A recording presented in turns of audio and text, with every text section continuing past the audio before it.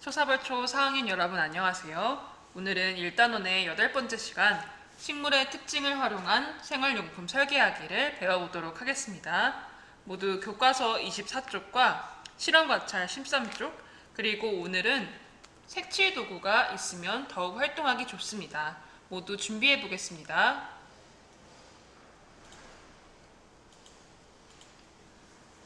여러분 이번 단원에서 여러가지 식물의 특징을 배워보았죠? 이번 시간에는 이렇게 배워본 식물의 특징들을 활용해서 우리가 직접 생활에서 사용할 수 있는 물품을 설계해 보도록 하겠습니다. 그러면 대표적인 예시를 한번 볼까요? 24쪽의 글을 보겠습니다. 솔방울은 젖은 상태에서는 오므라들고 건조한 상태에서는 벌어지는 특징이 있습니다. 이러한 솔방울의 특징을 활용해 빗물이 스며드는 것은 막아주고 몸의 열이 잘 배출되는 옷을 만들었습니다.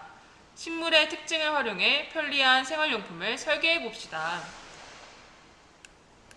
여러분들, 솔방울이 젖은 상태에서는 이렇게 오므라들고 건조한 상태에서는 이렇게 벌어지는 특징이 있다는 것을 알고 있었나요?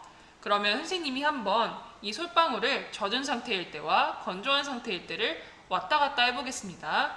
여러분들은 어떻게 솔방울이 바뀌는지 같이 보도록 할게요. 젖은 상태에서는 이렇게 솔방울이 오므라든 형태를 볼 수 있는데 이것이 점점 건조해지면 이렇게 솔방울이 벌어지는 모습을 알 수 있습니다. 그래서 이러한 특징을 활용해서 비가 오는 날, 그러니까 젖은 상태에서는 이때의 솔방울의 원리를 생각해서 비가 스며들지 못하게 이렇게 막아주는 재질이고, 그리고 해가 뜨거나 비가 안 와서 건조한 상태일 때는 이것이 펼쳐짐으로써 열이 잘 배출되게 하는, 우리가 등산할 때 이러한 특징의 옷을 입으면 좋겠죠? 이러한 특징을 이용해서 등산복을 만든 이러한 예시가 있네요. 사람들이 등산복을 입을 때 젖은 상태일 때는 비가 많이 와서 옷이 젖어서 불편하고, 건조하고 더울 때는 땀이 잘 배출이 안 돼서 열이 배출 안 돼서 불편해. 이러한 생활에서의 불편한 점이 있었겠죠? 여러분들도 한번 생활에서 불편했던 어떤 물건을 사용하면서 불편했던 점을 생각해보고 어떤 식물의 특징을 활용하면 좋을지 한번 생각해 보겠습니다. 예를 들어 나는 평소에 우산을 사용할 때 이러한 점이 불편했어. 또는 나는 평소에 신발을 신을 때 이런 것이 불편했어 등등 여러분들이 생활에서 불편했던 물건을 하나씩 한번 정해보겠습니다. 영상을 잠시 멈추고 물건을 정해주세요. 이렇게 내가 바꾸고 싶은, 좀 개선하고 싶은 물건을 정했다면 이번에는 이제 설계할 생활용품을 정했고, 이때 이러한 불편한 점을 바꾸기 위해 어떤 식물의 특징을 이용하면 좋을지 한번 조사해 보겠습니다. 우선 여러분이 바꿔야겠다고 생각한 생활용품을 적어주세요. 선생님은 예를 들어서 우산을 적어보도록 하겠습니다.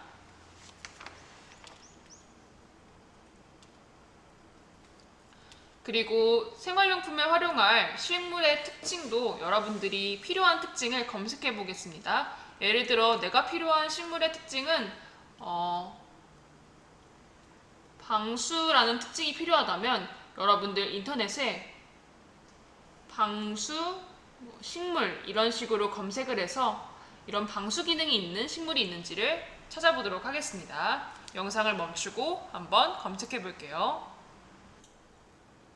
선생님은 인터넷에 방수와 관련된 식물을 검색해 보았더니 바로 연꽃에 들어가는 연잎에서 방수 기술이 있다는 것을 찾을 수 있었습니다. 여러분들 연잎 위에 물방울이 떨어지면, 그러니까 연꽃의 잎 위에 물방울이 떨어지면 이 물방울은 잎 속으로 스며들지 않고 흘러내린다고 합니다. 그 이유를 한번 보니 연꽃잎 위에 물방울들은 연꽃잎에 아주 작은 혹들이 있습니다. 따라서 이 혹 위에 떠 있기 때문에 공중에 물방울이 떠 있는 모양이라 이 물방울들이 공중에 떠 있다가 뭉쳐진 다음 땅으로 미끄러 떨어진다고 하네요. 이러한 원리를 선생님 여기에 써볼 수 있겠네요. 여러분도 검색을 통해서 써본 결과가 있겠죠?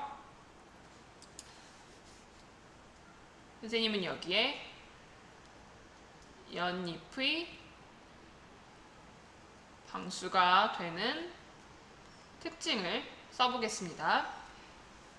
그러면 이제 두 번째로 이 선택한 식물의 특징을 반영해서 우리는 모둠이 아니라 개인으로 해보겠습니다. 설계할 생활용품에 필요한 준비물을 쓰고 생활용품을 글과 그림으로 나타내 봅시다 라고 되어 있네요.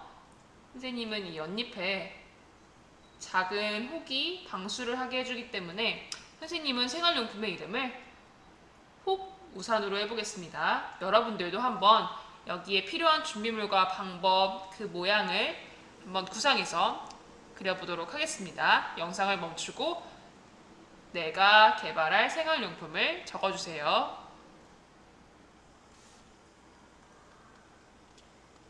선생님은 이렇게 혹우산 구상 계획을 세워보았고 준비물과 방법도 간단하게 적어보았습니다. 여러분들은 어떠한 발명품을 만들고자 하였나요? 그러면 다시 교과서로 돌아가 보겠습니다.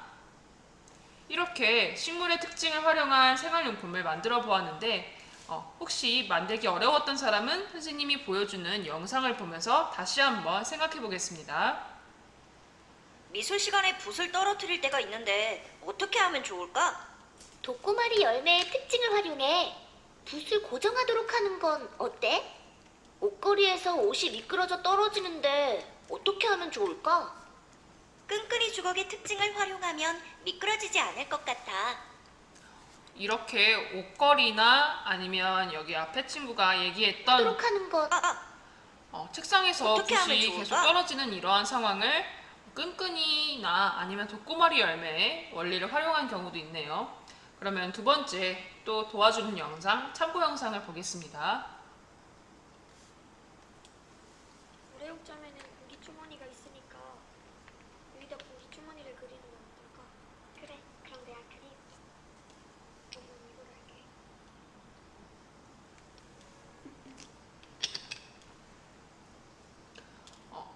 이런 식으로 서로 생각을 합쳐서 하면 좋겠지만 우리는 원격이기 때문에 개인으로 한번 아이디어를 만든 것을 적어보겠습니다. 이렇게 만들어 본 결과들을 예시들을 보도록 하겠습니다. 먼저 여러분들 셔츠 같은 것을 옷걸이에 걸면 셔츠가 미끄러워서 옷걸이에서 흘러내리는 경우를 가끔 볼 수 있죠. 그런데 이렇게 흘러내리지 않게 하기 위해서 여러분 끈끈이 주걱이라는 식물을 아나요? 이 식물은 이 끈끈한 특성이 있어서 어떤 것이 붙었을 때 잘 떨어지지 않고 딱 고정이 됩니다. 따라서 이러한 끈끈이 주걱에 잘 고정이 되는 성질을 이용해서 이 끈끈한 물체, 그러니까 실리콘으로 만든 공을 이렇게 옷걸이에 추가함으로써 우리 생활용품을 좀 더 편리하게 만들었네요. 그러면 두 번째는 도꼬마리 열매, 저번 시간에 배웠던 거 기억하나요? 우리 신발 지퍼 또는 신발을 붙였다 뗐다 하는 그런 부분에 많이 쓰이는 이 찍찍이가 도꼬마리 열매의 갈고리 같은 모양의 성질을 이용한 것이었죠. 그래서 책상에서 붓이 자주 떨어지니까 이 찍찍이 테이프를 물통에 붓을 고정하는 용도로 쓰는 경우도 있었겠네요. 그리고 우리가 자주 쓰는 마스크, 이것의 경우는 이렇게 공기가 정화되는 식물에 공기를 정화하는 원리를 이용한 그러한 생활용품이라고도 할 수 있고요. 마지막으로 여러분들 벌레잡이를 할 수 있는 그러한 식물이 있다는 걸 알고 있었나요? 이러한 벌레잡이 통풀은 이 안쪽에 벌레가 좋아하는 달달한 이러한 냄새가 나는 액체가 있고 그 냄새를 맡고 벌레가 들어왔을 때 위에서 벌레가 나가지 못하도록 하는 구조의 벌레잡이 도구로 사용할 수 있는 특성입니다. 이렇게 네 가지의 우리 생활용품에 반영된 식물의 특징을 알아보았네요. 이외에도 여러분들이 창의적이게 여러 가지 생활용품을 구상해 보았을 겁니다. 이렇게 우리가 이번 단원에서 배웠던 식물의 특징을 생활용품에 반영해서 설계하는 것까지 해보았습니다. 여러분들이 이렇게 발명품을 만들어 보는 경험을 해볼 수 있는 차시였네요. 그러면 이렇게 만든 것, 이렇게 설계한 것은 학교에 나와서 선생님과 친구들과 함께 공유하면서 발표하는 시간을 가져보도록 하겠습니다. 오늘 모두 수고 많았습니다.